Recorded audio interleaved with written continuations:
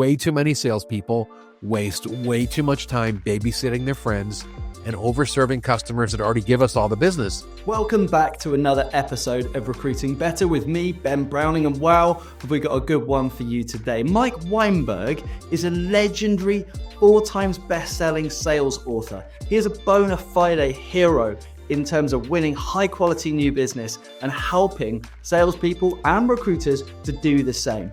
And they do it in the name of retention, but that doesn't help fill the pipeline with new opportunities. Mike has experience not just in the world of sales, but specifically helping, training, and coaching some of the elite recruitment teams in the world. So I would argue it's much more important to spend time with your most growable accounts and then do some protective work on your most at-risk accounts. Mike's going to help us break down exactly how to target the right clients so that you not only win more business, but win business from people you love to recruit for, but he'll also break down how to create your sales messaging so that you stand out as an expert, how you position yourself, break through the noise, and really kind of put the front foot forward in terms of winning commitment. And some of your best customers, you probably should spend less time with them, unless they're really at risk or there's really a lot of upside, because you need to reallocate that time to someone you can grow.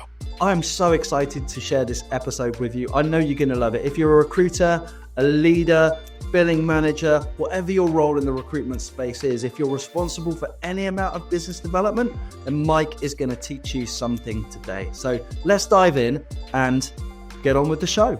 Real quick before we begin. Working with over 1,000 recruiters, I've seen the same thing time and time again.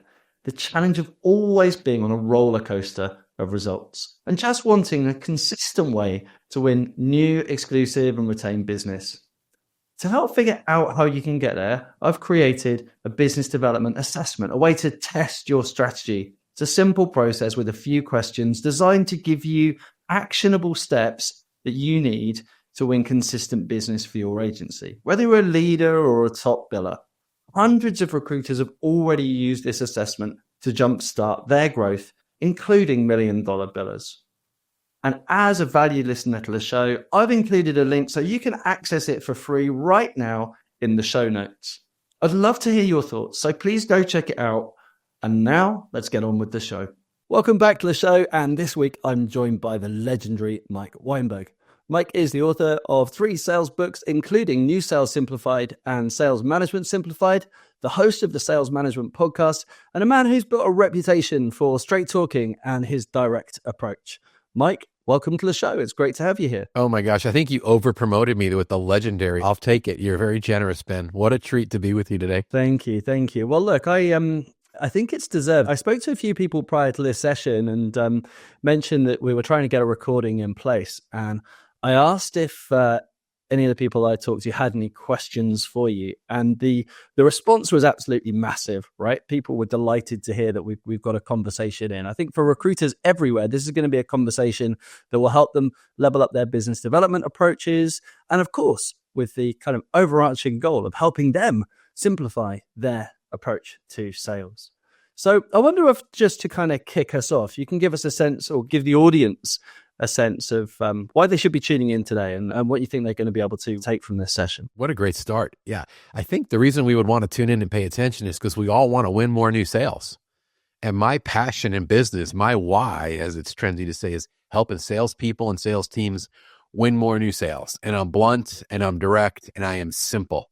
And whatever we go through today, I promise the audience will walk away with some very practical takeaways that they can easily implement. And I happen to love the recruiting world and the search business as well. Lots of friends and clients in that arena. So I've got some thoughts I can share as well. This is fantastic. We were talking about this yesterday in prep for the show. And for all of the audience listening, like Mike's reputation clearly spreads or kind of ranges right across the broad gamut of sales roles. He is not a recruitment specialist by kind of default, but actually his experience in the recruitment and search industries will bear us in really good stead here. Just like Anthony Iannarino, who came on the show before you, obviously Anthony's background specifically was in recruitment, but Mike spent enough time in this space to really be able to help us navigate our sales approaches. So looking forward to this. So Mike, tell us a little bit then about the background that you do have and just like where you learned the things that have become your canon and your books, and the experience in consulting that you share with your clients? Where does it all come from? Yeah, I was blessed to have some great people in my life that got me going the right direction. Initially, never wanted to be in sales because I grew up in the home of a dad who was a sales manager and then later a sales trainer and sales executive. And I thought, there's no way I'm ever doing that. In fact, I ran the other direction. And it was a couple years into my career, I took a shot at sales and ended up being very good at it naturally. Some of it is just EQ and some of it is hunger. I say I love sales because of the 3 F's: fun, freedom, and financial reward. Mm-hmm. And I love the hunting aspect of selling, not as much the servicing and detail and program management aspect of it. And I got good at hunting and I became a number 1 salesperson in several organizations. And through no choice of my own, I ended up in consulting and coaching the first time around with a friend and a gentleman who was my mentor and previous sales executive. And I had to take the very simple concepts that I deployed that worked for me as a salesperson, and I had to codify them and create them in a way where they could be consumed by others. And that was what put me on the path to what I'm doing today. I never had a plan for this. And even when I went back into consulting the second time, this time was by choice. I never expected to have a book or many books or people that would know who I am. So the whole thing is rather amusing to me. And what I say is I was a good salesperson who ended up being a best-selling author and a consultant. And I continue to learn every day from my clients. I'm a much better consultant and advisor and salesperson today because I've spent the last 15 years around some amazing people working in companies. And every time I do an engagement, I learn. I learn from the executives. I learn from the struggling salespeople. I learn from the best salespeople. I see their best practices. And it's my privilege to share those. So there's a lot of credibility to what I bring because I'm not making it up. And I say this to a lot of people that always affirm my content. I'm like, the reason you like it is because I'm confirming for you that what you believe is right.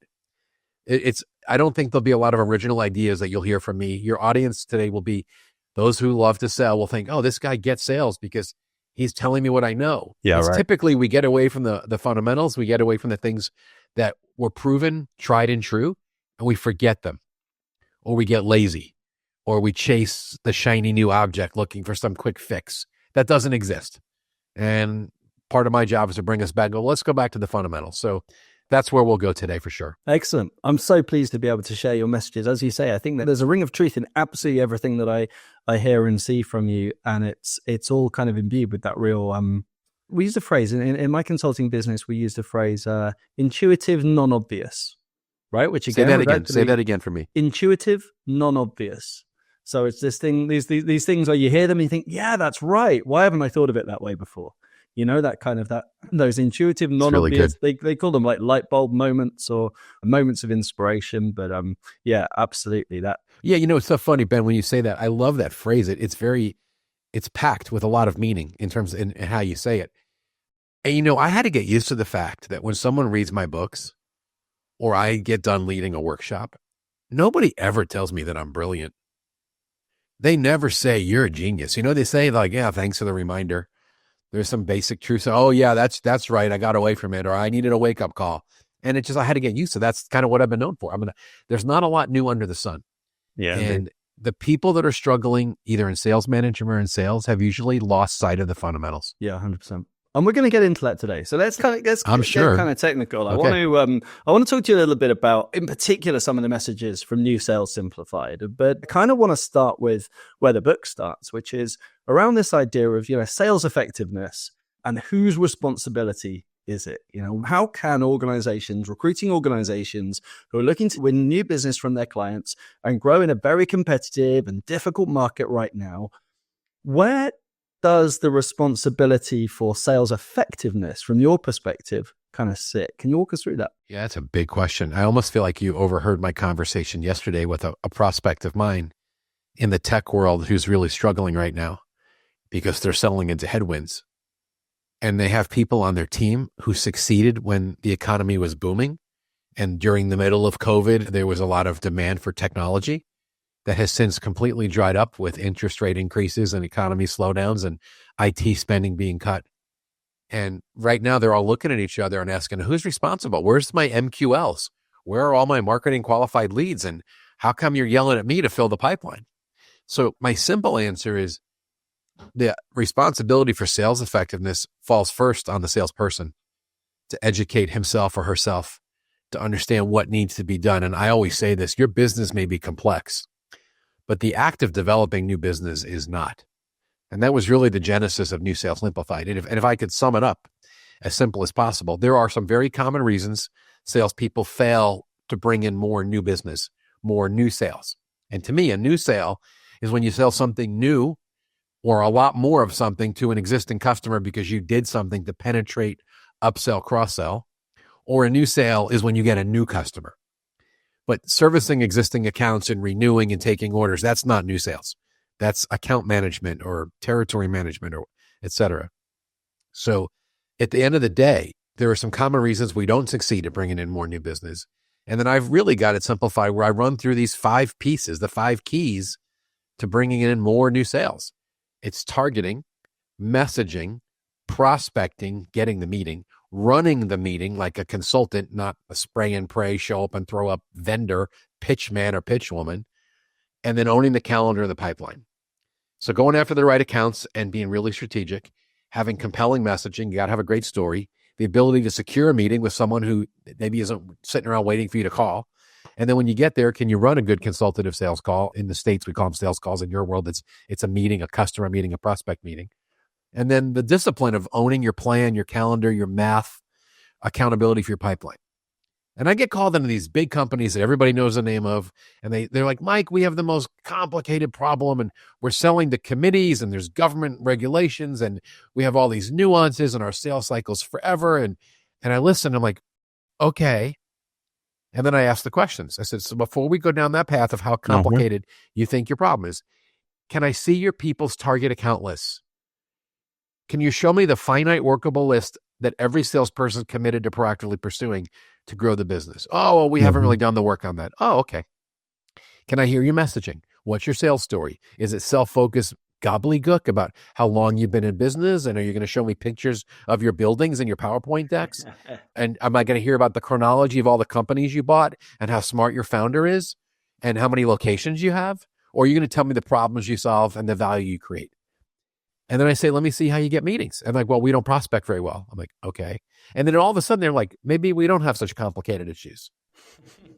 Because if you don't have a list and you don't own your calendar and you don't have a story and you can't get a meeting, really? Like, is that a complicated problem? This is like first grade level, kindergarten sales coaching. So that, I don't know, I'll start us off there. I'm sure I triggered you.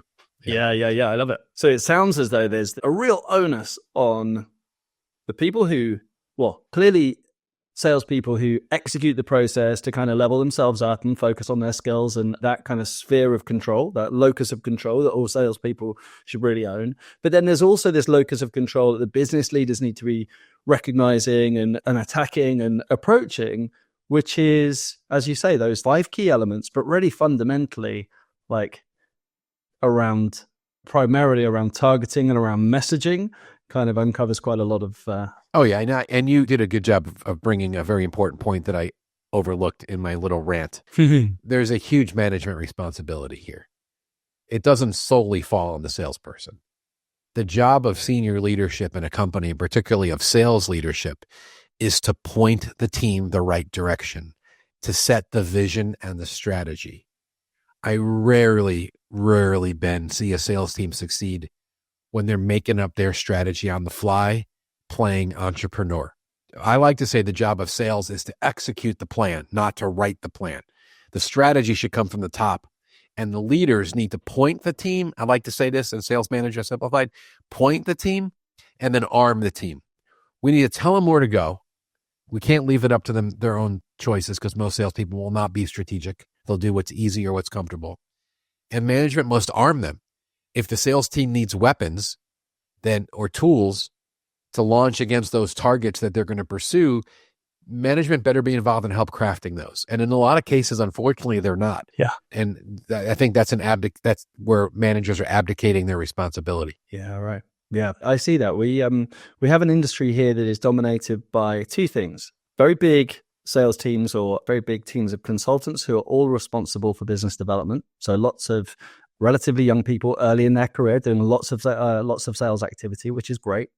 The other model is a kind of founder-led sales model where the most senior people in the organization have historically been responsible for all of the business development and helping them unlock that process and share and bridge the gaps between that kind of, the way I describe it is the rainmaker and the rookie, right? And how you actually take the rainmaker process and share it with the rookie and kind of build the bridge is always a challenge. I don't know. Do you do coaching? Do you do coaching around that very challenge? I do. Yeah. Yeah, I would love to have another conversation with you to hear more because I see that. I'll bring up a couple of points. I'm curious where this resonates for you and your audience, but there's two problems I see. One is sometimes that founder is so gifted, so charismatic, so visionary, so talented, so likable, so charismatic, I could go on, that they're just naturally incredible at selling. Yeah. And they're so gifted and talented, they cannot understand why the rest of their people can't do what they could do. I've had a look at founders and senior level executives. Say, do you not understand your people actually need coaching and direction? They're not you, right? So that I'm curious if you run into that. And that those people tend to have a high ego. But the other piece I see in firms where the founder or the lead top dog rainmaker, the chief producer is now also leading the team. They also sometimes have a conflict of interest, right? Because they make a good percent of their own income from their own production. Sure. And it's not always the case with the founder, but with senior leaders where they don't want to take their eye off the ball of their own income and their own production to invest and develop the other people. So if they have this conflict, I don't know if you see either of those often, but I see those mix in and it makes it very challenging when it comes to advising a company or unpacking the process in terms of scaling. I'm just curious if that resonates in your world. Of course, yeah, 100%. And you know what? I think that where we see the difficulty in unpicking that is the founder or the lead sales figure typically has a network that they've spent years, often decades building, and a sales story that is their story, is their life story.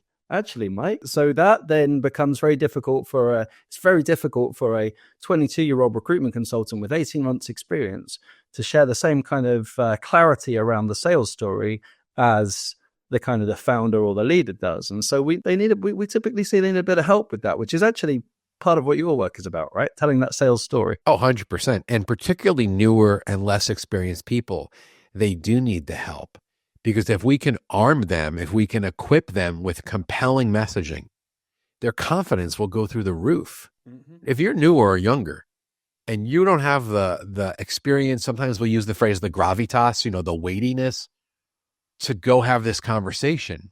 If you don't have language that you're comfortable deploying, that you are conversationally comfortable using certain words and phrases to communicate the value that your firm brings, even if you know that you potentially don't know it all because you're new, how are you going to sell? So the responsibility falls on the leaders to help their people shape the messaging so they can talk about the problems that your firm solves and the results that you help your clients achieve. And if we don't help them with that language, how are they going to know what to say? Yeah. And you've heard me say this before.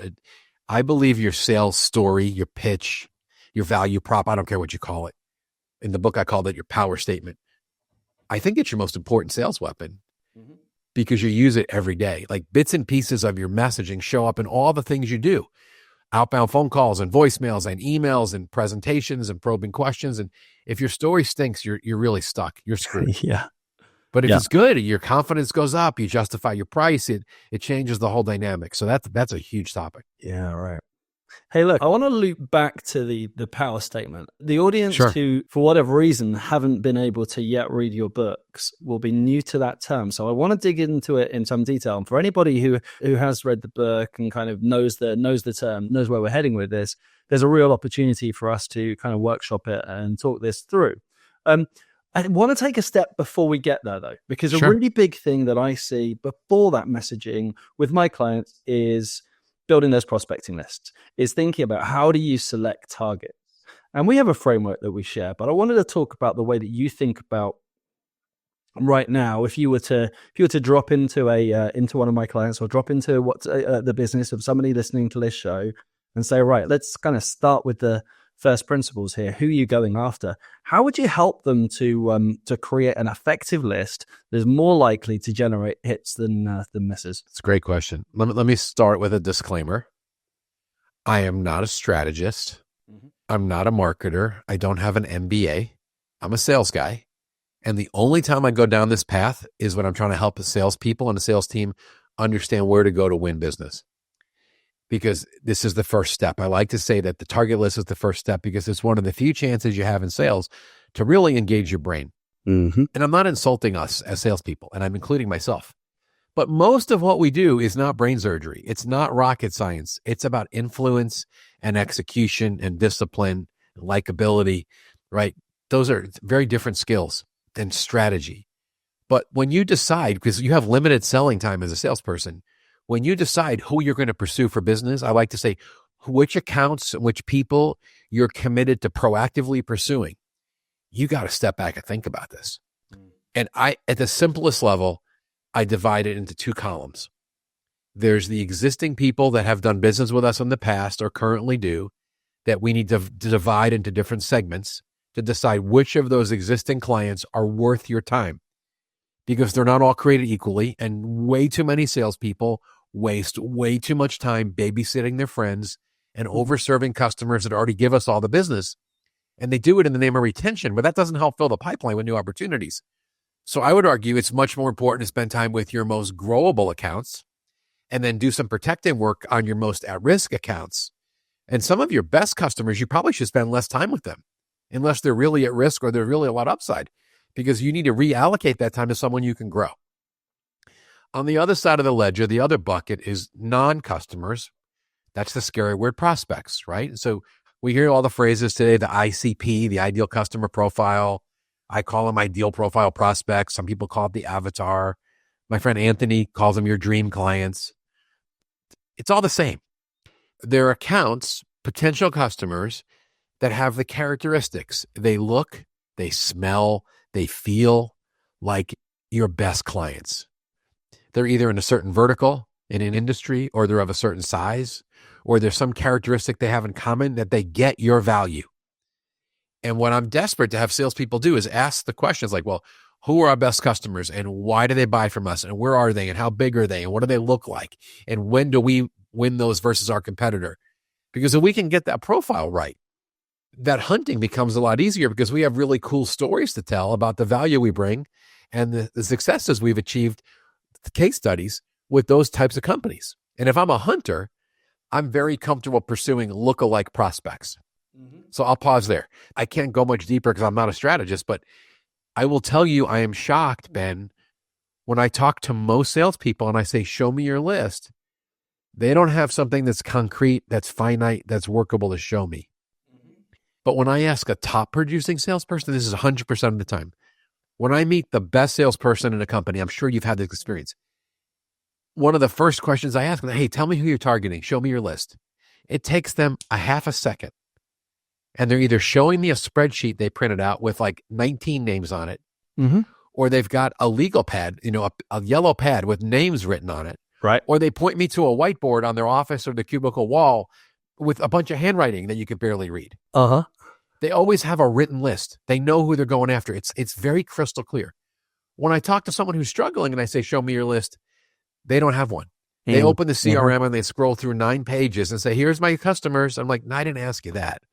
I asked you who you're targeting right now. So that's kind of where I start out as a first step in helping people answer that question. I love it. It's so powerful. And the point that you make about the experience of speaking to high performers is completely congruent with my own experience. In fact, one of the consultants who I've worked in the recent past, who's a real top performer, I hesitate to say the very top performer of all the people I've worked with, but right up there. The day that we first met, he told me, look, I'm kind of struggling for process, but I've just spent the weekend mapping my market. I was like, okay, so this guy's committed. This guy's investing the time, prepared to do it. And maybe that list wasn't finite enough, and that's something we worked on, but he got the importance of targeting. It's where it starts. Mm. It's the first step, because a lot of salespeople struggle because they live in reactive mode. They sit on their bottom and they wait. They wait for a lead, or they wait for a client to say, hey, I've got a problem, come fix this, or a service issue. The best proactive salespeople are not waiting for anything or anybody. They're out there. They're turning over rocks. They're scratching business out of the dirt. The moment you decide you're going to be proactive and strategic and intentional, the first question is, okay, you want me to hunt? Who am I hunting? And you can't do that if you don't have a list. And you can't start every Monday with a new list. Yeah, right. Like, you do the research, you make your list, and then you go execute the attack against that list. It's a huge first step, often overlooked. Yeah, indeed. Indeed. Hey, look, let's come back to this idea of the power statement then. So we've got our list, we've gone into that, we've thought about, right, exactly who are we going after, where are we going to win this business from?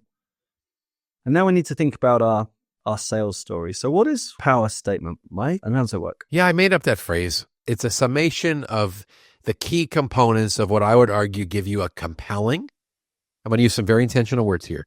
We're looking for a compelling customer issue and customer outcome focused and differentiated sales story. So let me say those words one more time. Compelling, customer issue and outcome focused, differentiating. And what I learned, and this is like my only original idea, and I'm not trying to be funny or humble, 98% of what I write or teach is just repurposed sales truth. It's things I've heard that I've amalgamated from all other great sources because there's not much new under the sun. And I've repackaged it in a simple way. My one true original idea is this framework for how to tell that type of sales story. And I've seen it in my own career. I made this up when I was a young man. No one was helping me. And I'm like, I need to figure out what's going to resonate with a prospect. So I created this framework.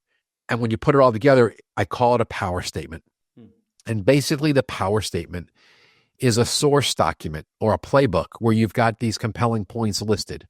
And the points are in these three categories. There are three components to the power statement. And I'll come back and talk about the headline piece. I made a bigger deal about that in New Sales Simplified than I do now because too many people get caught up in the headline. The most important part of our power statement, the power comes from a list of these talking points where we articulate the problems we solve, the pains we remove, the opportunities we help customers capture, the new and better results we help them achieve. So it's the first section, and I walk salespeople through some exercises, asking them questions about what are the real problems you solve for your customers, and how have you improved their lives, and what liabilities are you mitigating, and what better results would they brag to me about. And if I called your 5 best customers and said, tell me why you love this company and this salesperson, what have they fixed for you? Or what have they achieved for you? It's the stuff that they would say. They're never going to say they have 17 locations and their founder is brilliant. That's only the stuff that we put on our own marketing material. They're going to tell me, I had this really bad liability and I was really concerned and I was losing sleep and they fixed it. They made it go away. Or my production line used to go down 5 times a week and I was losing profit. And they came in and the way they do maintenance or they do part supply, now my line runs smoothly and I'm making twice the profit and I'm happier. Or they're going to come in and say, I run a fleet of trucks, and now that I buy trucks from this company, I'm able to attract and retain drivers, and my fuel economy is better, so my cost of operating is lower. They're never going to tell me the history of the trucking company and how cool the logo is. That's the difference. Yeah, right. So the first part of the power statement is we got to make a list of the customer issues that we address and the outcomes that we achieve. And I have this little framework I call a bridge line or a transitional phrase where to start out that list, you say something like, this type of person or this type of company looks to us or looks to me when, or I might say, and I'll use my own business as an example. Let's say I work with a lot of software as a service companies, which I do. I could say to start my story, sales leaders look to me when, that's a bridge. I'm going to bridge into the ways I help them. Sure. Or I could say, I help a lot of SaaS companies who, and I'll just list the points. I help them when they're struggling because their people live in reactive mode waiting for a qualified lead from inbound marketing or an SDR, and the pipeline's never full. And they look to me when they want to create a team of proficient hunters who create their own opportunities, who fill the funnel and sell on value, not price. And a lot of times I help sales leaders upgrade their sales process so their people aren't getting commoditized and they're actually not demoing first, but now they learn how to do real discovery. So They don't have to sell on price. They end up selling on value. And everything I just said in the last 30 seconds has nothing to do with me. I didn't say I'm Mike Weinberg. I have 4 best-selling books and I have training and workshop and videos and I'm awesome at this. I said, people like you look to me when. Yeah, right. Or I help people like you, organizations like yours. And with some very casual phrasing. And then all we're doing is listing out the challenges, right, that we help them with or the results we help achieve. That's the first part of the story. It's the most important because it builds credibility and the prospect's defenses come down and they want to talk to you because when you talk like this, and I'll give you an example from the trucking world, just which will be helpful. The customer says to themselves, that's interesting. You help people like me and companies like mine. I want to know more.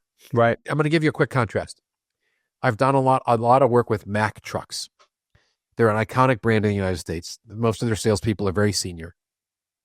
And when they tell their story, they love to tell the prospect, Mack Trucks has been in business since 1905. We've been making trucks in the good old US of A for 120 years. And we have 17 locations. And our logo, our mascot's the bulldog. And you get that bulldog on the hood ornament. And, we love our trucks and it's a great brand. And we've got 17 locations and my dealership is family held. And I listen to them and go, that's nice, but so what? I respect the pride and the passion, but there's nothing in it for the customer. What do we know is going on in the trucking world? Everyone's dying to find drivers. Their trucks break and they go down and they lose revenue and they damage customer relationships. And they're always trying to get the cost of operations lower because the cost of petrol, diesel is so high.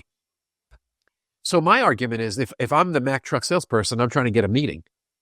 I'm sending a voicemail. I'm talking to someone and I'm talking to the fleet manager. I'm not going to tell them that Mack Trucks has been making trucks in America since 1905. I'm going to say, hey, Sue, I work with ABC Mack and I'm helping a lot of fleet managers that are getting yelled at every day because they can't find and keep good drivers. And they're also desperate to reduce downtime because they're losing customers and revenue. And if that's on your radar or you're under pressure to increase fuel economy, why don't we talk for a couple minutes? Sure. And all I did was list the 3 or 4 things that I know she's dealing with. The power and the reaction is night and day between self-focused language versus customer issue and outcome-focused language. So let me stop there. Sure. I spent a lot of time on that, Ben, but that's the most important part of the power statement is the first part about how we help. What are you thinking when I say that so strongly? It makes total sense to me. I think the thing that really comes to mind and did the first time I read the book and then kind of researching for this show as well, came back to me. It just made me think about how different the feeling that the prospect gets when they hear a message like that than they do when they hear the kind of the commoditized sales pitch, right? I often talk about the idea that when we're pitching, we're telling the client that we have a problem that we need them to help us solve. Oh, that's so good. I've never heard it said that way. Say that again. Sure. We're telling the client. Yeah, right. So when we're pitching, we're telling the client that we have a problem we need them to help us solve. So when I say to you, hey, Mike, I'm working with this amazing sales leader who's actually looking at their opportunities, looking for a new role right now. And I'm just curious as to whether somebody like that would fit with your organization. I'm telling you, I've got a problem. I've got a product to sell. I'm looking for somewhere to sell it, rather than saying, hey, look, you're the one with the problem and maybe I can help you solve it. That's so good. Yeah. Yeah. Wow. And that's part of the problem with leading with the candidate, right? In the search world. Yeah. Yes, that's powerful. Yeah. Indeed. So that's the first part of the power statement. The other two, so the first part's like pains offerings, right? The first part's the pains and problems we solve. The second part is, what do you actually sell? In a very succinct way, can you articulate what is your offering? What do you create invoices for? So what do you sell? And it might only be a sentence you need. So people come to me when they have these challenges and want these results. Here's what we give them, right? Here's what we do. We sell this. I sell training. I sell workshops. I sell programs. I speak. And then the last part of the story are your differentiators. And these are really important. And you need to be creative here and say why you're unique and why you're different and why you're better than other alternatives in the marketplace.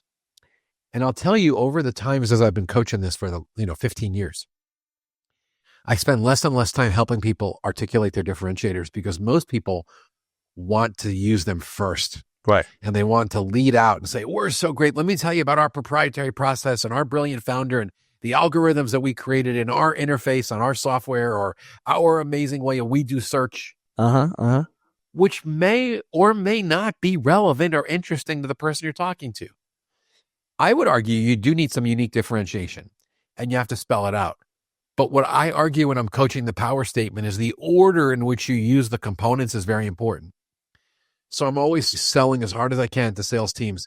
Please lead in with the first part of your power statement. Why do they come to you? What are the problems you're solving? What are the results you're achieving? Then very briefly tell them what you sell, and then finish your story by telling them, and here's why we're different. And there, it's okay to brag. It's okay to tell them how financially stable you are, and you have this unique process and our culture and how I serve you as the account person, right? And why we're different in our expertise. Like, that's great. And it matters because you built some credibility. But when you lead with it, you sound completely self-focused. Mm-hmm. So those are the components of the power statement. And then once you have that drafted and edited, you could do anything. You could create a list of probing questions. I could draft you 5 emails and voicemails that you would save as prospecting. I could create PowerPoint slides, which I would do in the order. I would start out with slides about the problems we solve and the results we achieve. And then I would have a few slides of here's what we do and how we can help you. And then I would have the slides at the end talk about, and here's why you should pick us to solve those problems because we're better and different. And it's a very logical flow. And for some reason, most companies haven't figured this out. I've gone into advertising agencies that have had the worst marketing and the worst pitch. They're great with their clients, but they're awful at doing it for themselves. Right. So that's my take on messaging. Yeah. Look, recruiters really struggle with differentiation. They really struggle with thinking about themselves as offering something different. But what I've found in sharing your methodology and talking to my clients about the sales story and this whole kind of piece around really just getting focused on the problems and the outcomes, that often just creates such a differentiation through the style of conversation you have, right? You might recognize some of Anthony's kind of thinking in there, right? So for the audience, I'm talking about Anthony Iannarino. He talks about differentiation through the sales conversation. And again, same with your work, Mike. There's a real there's an amount of differentiation that simply comes from being able to articulate the way your client is feeling and the frustrations that they're facing. That often I find kind of counts as almost enough of a differentiation. And as you say, there's the opportunity at the end of this framework to deliver some credibility building statements and some de-risking statements that certain members of the buying committee might need to hear to put a check in their particular books. But the deal starts to get done as we start to work through those gears of, this is the problem we solve. This is the reason people bring us in. Boy, I love how you said that. I would encourage your listener, just go back and listen to Ben recapping that last minute. That's very strong story coaching right there. And Anthony's brilliant, right? And I wrote the foreword to his first book. He wrote the foreword to 2 of mine. Yeah, right. And one of the ways I summed up, it's his first book. It's not super popular. It was called The Only Sales Guide You'll Ever Need, which is funny because he had a 3-book contract with the publisher, but they called it The Only Book You'll Ever Need. But what he was basically making the case in that book was, it's not what you sell, it's how you sell. It's not the market, it's not the product, it's not your company, it's not the competitor, it's you. And you are the differentiator, and it's how you approach. So whether it's how you tell your story, which we've been talking about, but as Anthony preaches all the time, and as do I, how you conduct the conversation. Do you push them? Do you challenge? Do you ask questions that make them think? Are you just, I like to preach on this, are you just playing order taker? Like, are you filling out a job order, right? And then are you just going into recruiting mode on autopilot? Or are you the consultant to this company? Like, are you a vendor just fulfilling something, taking orders? Or are you pushing to the level where you say, no, I know you say you want this, but can we talk about this a little bit? Help me understand why this is the way you're doing it and why we struggled in the past. And let's think this through. Because the more and better you do the discovery, and the more effectively you play consultant, the more value you could bring. And also, particularly in your world, in recruiting, people have a choice. Yeah, right. They could find a cheaper option, or they could do it themselves. Mm-hmm. And I just said this in one of my last podcast episodes. Like, don't be cheap. If you need dental work, do you get out the drill from your toolbox and drill a hole in your tooth and try to pack it? Or do you go to a dentist? Like, go get it done the right way. I've heard stats from some search and recruiting firms where vast majority of the candidates that they end up placing are ones that they had to proactively source. Mm-hmm. Because the best candidates are not the ones that respond to job postings, which is why companies, I just say this is my own opinion of why search has such a valuable place in the market. Because a company could put a job listing on their own on LinkedIn or on some job board, and they're going to get more candidates than they know what to do with. But it doesn't mean they're the right candidates. And one of the things I love about search firms is that you have this database because you're working of passive, non-job seeking people that you know where to go. So when you start a search, you're not starting from ground zero. And there's huge value there. And you know how to vet the candidate and bring enormous value. If you bring the right people to your client, it's the impact, the ROI on the investment they make with you is immeasurable. Whether it's a laborer who's doing better work or it's someone at the top of the organization that's in an executive position. So, and that's what my feeling. Like, I think outsourcing to the right professional people that bring value is huge.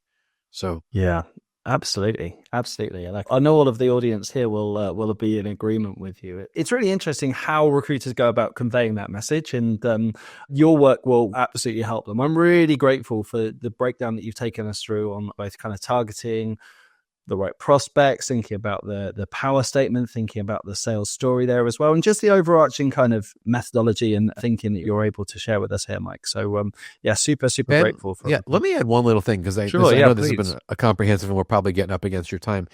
We just went through two of the big three keys to winning more new sales. So I just want to add the third one. Yeah, right. The first one is targets. The second one is weapons, and story is the most important one. But we can't ignore the third one, which is calendar management. And I just want to say this to your audience, and particularly in the recruiting world. The reason most salespeople don't win more new business is they don't spend enough time working on selling. They're working, they're servicing, they may even be recruiting and fulfilling, but they're not creating, advancing, and closing. Those are the verbs I like to use when it's about proactive selling.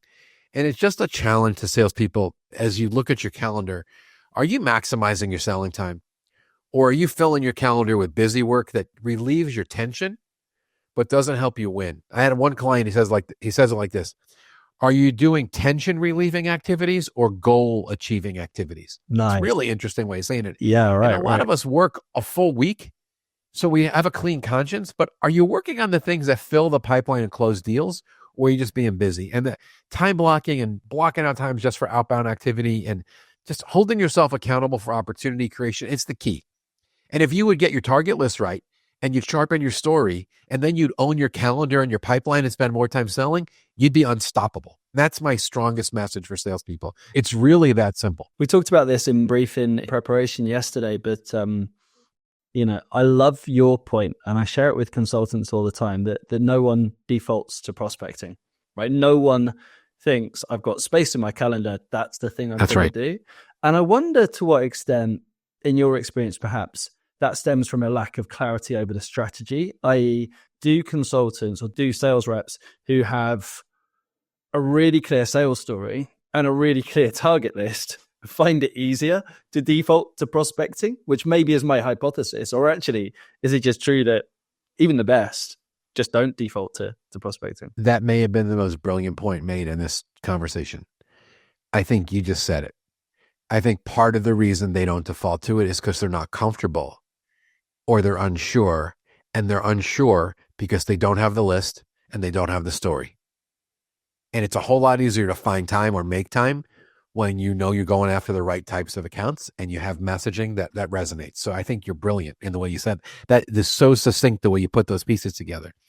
The only other piece I'd add, it's the personal bent or the DNA side of this, where there are people in sales roles that really don't like that part of selling. Yeah, right. They're really relational. They're really good at technical or product or implementation or service. They don't like the conflict and the rejection that comes from hunting. So if they're wired like that, they find reasons not to hunt.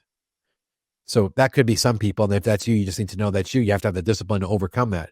But I think the way you said that is absolutely, they don't default to it because they're not sure where to go or what to say. Mm-hmm. And that's foundational. If you don't have that, you're going to have a really hard time succeeding. So I would avoid it too if I didn't have a list and I didn't have a good story. Yeah, right.